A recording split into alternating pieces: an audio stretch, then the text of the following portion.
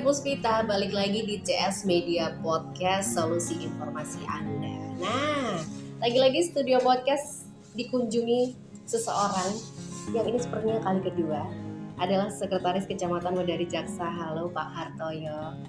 Ya, Sari. Sudah berbuka Pak? Sudah. Oh sudah, puasa lancar? Lancar. Ya. Relax ya Pak? Iya. Relax sekali. Oke, untuk kali ini kita mungkin akan sedikit ingetin lagi bahwa kemarin kita sempat membahas di podcast CS Media adalah tata kelola anggaran DAK, ya Pak ya? Tapi aku masih kepikiran ada yang menggantung dan mengganjal, kayaknya kita lanjutin lagi.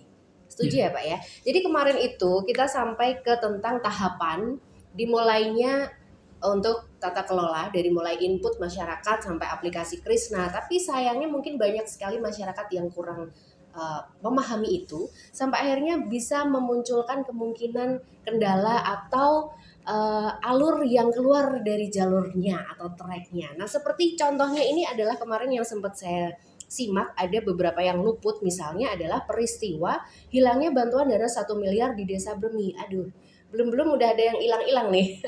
Nah, ini menyambung dialog sesi yang pertama kemarin nih Pak Hartoyo. Bantuan untuk lumbung sebesar 1 miliar yang ada di Desa Bremi, kok bisa Pak tiba-tiba hilang? Ini hilang atau gimana ceritanya nih Pak? Ya, terima kasih Mbak Sari ya. Iya. Ini mumpung kami sudah buka, jadi agak semangat. Oh, agak semangat. Lain dengan kemarin agak lemes, soalnya masih suasana puasa. Ini topiknya juga memang harus bikin semangat Pak. Gimana Pak? Ini ada yang hilang Pak, perlu saya bantu cari nih kayaknya. Oh, hilang ya? Hilang apa dihilangkan? Coba gimana Pak ini penjelasannya? Cerita mengenai uang hilang itu memang menarik. Iya. Apalagi yang hilang itu sebenarnya besar. 1M. 1M untuk masyarakat Bremi. Dan ceritanya hilang. Hilang kok ini caranya kok iso hilang. Atau bukan hilang mungkin? Iya, memang sebenarnya bukan hilang uang itu. Yang kami maksud pada sesi yang pertama dulu itu sebenarnya bukan ada hilang. kesalahan prosedur. Oh, kesalahan prosedur. Terus? Jadi ceritanya itu kita analogikan saja lah ya. Jadi kita analogikan, kita itu naik kereta lah, naik kereta dari stasiun Tawang ke stasiun Gambir. Ya. Jadi kalau naik kereta dari Tawang ke Gambir itu kan lewat beberapa stasiun. Sudah mau sampai ke Gambir, baru sampai ke stasiun Jatinegara, ada satu penumpang hilang. Padahal di kereta itu kalau belum tujuan biasanya nggak nyampe ya, biasanya kelewat loh malah. Ini belum sampai tujuan tapi dia turun ini gitu. Kan cerita mudah ya gitu. Oh iya, turun atau dilempar Pak dari gerbong? Iya, malah ini kesannya ada penumpang siluman. Oh gitu. Jadi ada satu penumpang hilang dan ada 4 penumpang yang tiba-tiba masuk gerbong. Oke, siap. Ya, ceritanya gini. Jadi pada saat tahapan perencanaan itu yang menerima bantuan lumbung itu ada 10 sebenarnya. 10 lokasi. Kemudian yang satu lokasi ada yang persyaratan yang tidak terpenuhi, yaitu lahan. Jadi untuk bisa mendapatkan bantuan lumbung itu persyaratan utama adalah kesiapan lahan. Dan kebetulan ada satu calon penerima yang lahannya tidak siap dan akhirnya di-delete dari sistem. Tinggal 9 miliar. Setelah tinggal 9 miliar itu diikuti dengan penginputan persyaratan berikutnya, yaitu yang pertama adalah RUKK. RUKK itu semacam rencana penganggaran untuk uang 1 miliar itu. Kemudian tahapan berikutnya penginputan persyaratan RAB dan gambar. Nah itu semuanya terpenuhi. Jadi 9 lokasi itu semua terpenuhi. Namun ada musibah lah ini, lebih tepatnya musibah. Jadi penginputan deadline terakhir itu tanggal 10 Desember 2021, Ya. tanggal 7, 3 hari sebelum penginputan berakhir, itu tiba-tiba ada admin dari dinas lain yang menyerobot uang 1 miliar, kemudian dialihkan ke 5 lokasi, dan akhirnya yang Bremi gigit jari, hilang. Jadi tadi yang aku bilang bukan hilang itu ternyata dialihkan untuk kegiatan lain. Nah, berarti ada rambu-rambu yang dilanggar. Iya. Dan yang aneh gini, ya. Uh-huh. Ini kan tahapan perencanaan. Ya. Kemudian penginputannya itu di Krisma. Dan yang menjadi admin kabupaten itu bukan di dinas, tetapi di Bapeda. Jadi ini mohon perhatian bagi teman-teman kami yang di Bapeda. Bagaimana penjelasannya kok ada peristiwa seperti ini? Ini masih tahapan perencanaan. Kemudian tiba-tiba ada 1 miliar yang dialihkan ke kegiatan lain. Itu yang kami yang masih butuh penjelasan dari Bapeda. Masih menjadi misteri ya, Pak? Iya. Kemudian yang lain, kami juga ingin ada penjelasan dari TAPD, Tim Anggaran Pemerintah Daerah, yang terdiri dari Bapeda, kemudian DPKAD, kemudian Inspektorat. Mengapa pada saat pengusulan anggaran, pada saat persetujuan di DPRD, itu masih 9 miliar, tetapi pada saat penetapan anggaran sudah 1 miliar hilang. Jadi tinggal 8 miliar. Ini perlu penjelasan dari TAPD, yaitu terdiri dari Sekda, kemudian DPKAD, Bapeda, Inspektorat. Jadi instansi-instansi ini yang diharapkan memberi penjelasan bagaimana kesalahan prosedur ini berlanjut hingga saat ini dan belum ada penjelasan secara objektif dari masing-masing dinas tersebut. Dan untuk akibatnya Pak, dari tindakan yang aku bisa bilang penyerobotankah dari bantuan warga Bremi tersebut nih Pak? Ada nggak? Iya, akibatnya nih? Kan kami sudah sampaikan sebelumnya bahwa ini adalah sebuah tragedi. Atau ada sanksi gitu mungkin setelah bukan itu ini? Karena ini masih tahap perencanaan, belum pelaksanaan, masih perencanaan. Kenapa kami katakan ini sebuah tragedi? Karena Bremi ini adalah di antara 9 calon penerima lumbung ini, Bremi itu adalah termasuk daerah yang rawan pangan. Artinya daerah ini dibandingkan dengan daerah-daerah lain itu potensi untuk munculnya kekurangan pangan, paceklik lah ya, gampangannya itu sangat tinggi, justru malah di Bremi. Dan ini sebenarnya menjadi prioritas kami yang utama. Bremi ini harus dapat bantuan. Justru Bremi yang butuh. Tapi kenapa justru malah hilang? Nah, menyoal soal lumbung nih Pak Hartoyo, apakah itu sudah masuk di tahap pelaksanaan apa gimana nih untuk pekerjaan pembangunan lumbung?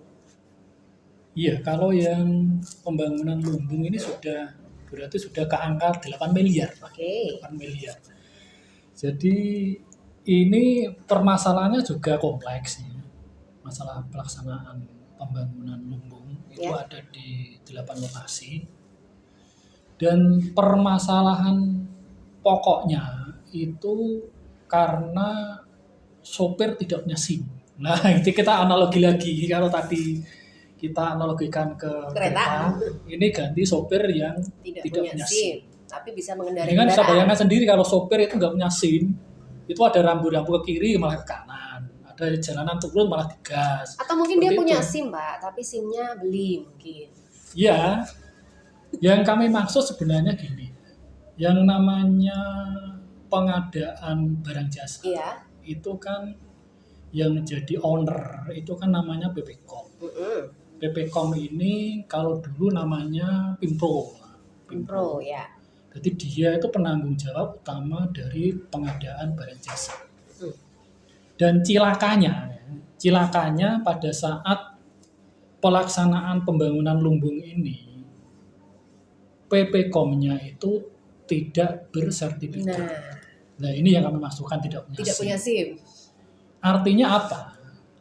Sebenarnya boleh ya, kepala dinas itu menjadi PPKOM. Karena memang itu ada aturannya. Tetapi di sini yang menjadi kejanggalan itu adalah karena PPKOM-nya ini sama sekali tidak punya pengalaman untuk pengadaan, terus ditambah tidak punya sertifikat, dan akhirnya pelaksanaannya menjadi menyimpang dari aturan. Nah, ini kita langsung ke pelaksanaan di lapangan. Gimana, Pak? Akibat dari PPKOM yang tidak paham pengadaan, ini akhirnya pelaksana di lapangan ini ada penyimpangan, tidak tahu harus diapakan. Misalnya nih, secara contoh konkret nih Pak, misalnya Pak. Konkretnya gini. Misalnya apa nih? Yang namanya pembangunan, itu kan yang dijadikan pedoman, kan RAB, Rencana Anggaran Biaya.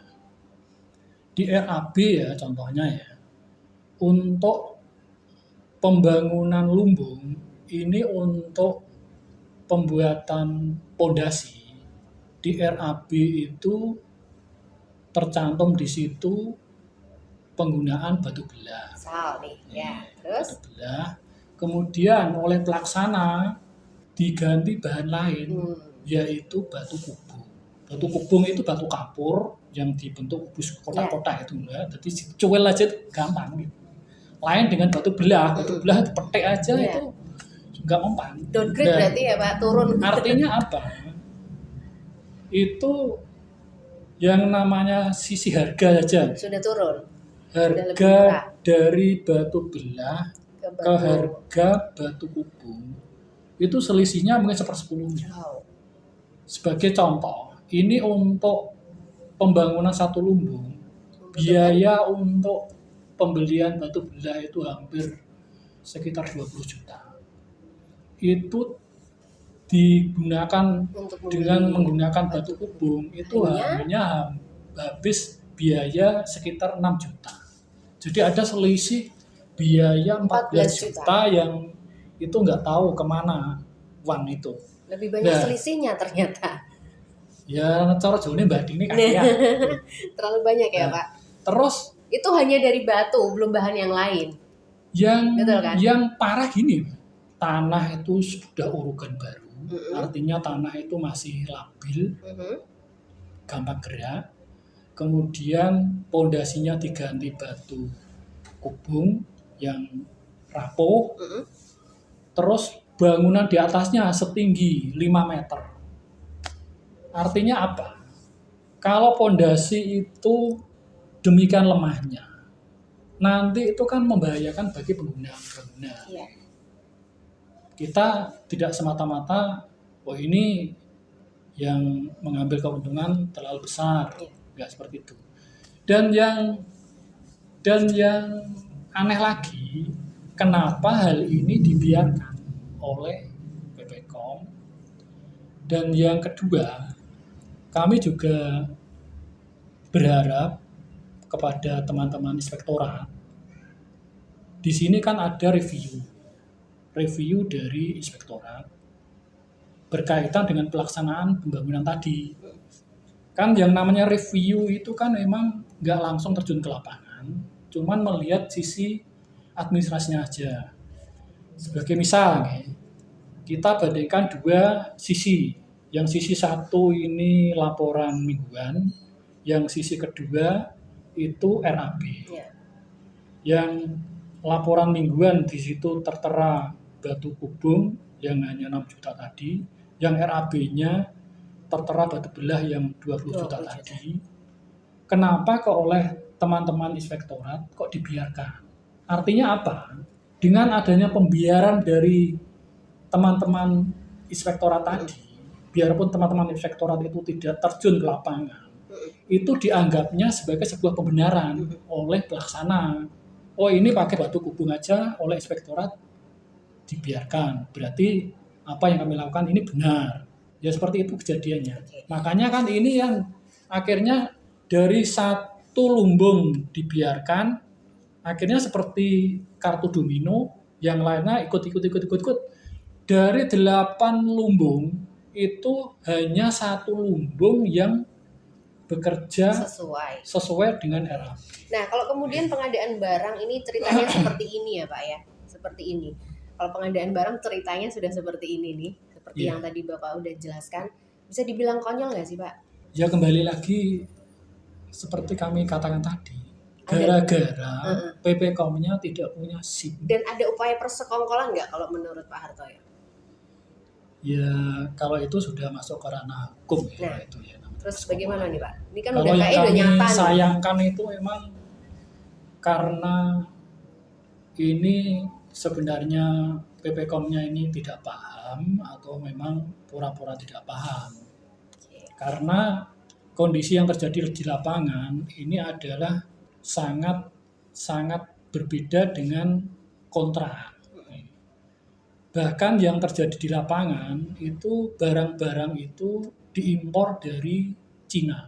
Ini kami membawa salah satu buku petunjuk yang berkaitan dengan mesin penggerak RMU yang ternyata made in Cina. Ini yang kami temukan di lapangan.